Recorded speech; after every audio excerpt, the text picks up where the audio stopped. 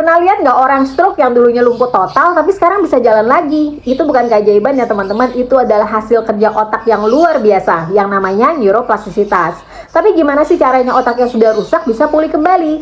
Ini nih yang jarang sekali dibahas dokter saat kita kontrol rutin. Setelah stroke itu banyak sel otak yang mati, gerakan lumpuh, bicaranya susah, bahkan emosinya nggak stabil. Tapi tahu nggak kamu kalau sebagian sel otak yang tersisa bisa belajar menggantikan tugas sel otak yang hilang.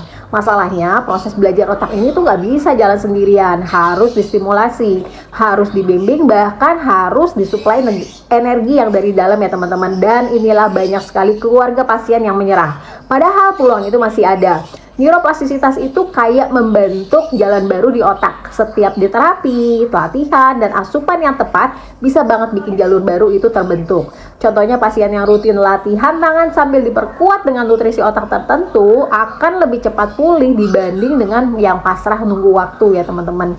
Dan yang penting jangan cuma fokus di gerakan motoriknya aja, tapi fokus di pemulihan otaknya. Karena selama otaknya masih bisa belajar, harapan itu masih ada.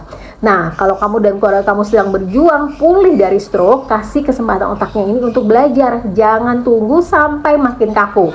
Banyak yang udah mulai dari suplementasi sampai solusi alami nutrisi sel yang bantu dukung regenerasi sel otak kamu. Kamu bisa mulai dari langkah yang kecil tapi konsisten. Karena pemulihan bukan cuma soal kecepatan ya teman-teman, tapi tentang arah yang benar dan kamu nggak sendirian di sini. So please, jangan tunggu ada keajaiban datang ya. Bantu otak pulih dari dalam lagi. DM atau WA saya untuk konsul gratis. Like and share video ini seperti biasa. Kalau kamu rasa ada teman atau orang terdekatmu juga sedang mencari info ini, follow terus akun ini untuk mendapatkan informasi kesehatan tentunya yang tidak kalah penting dan juga alternatif solusi tanpa obat kimia. Always choose healthy.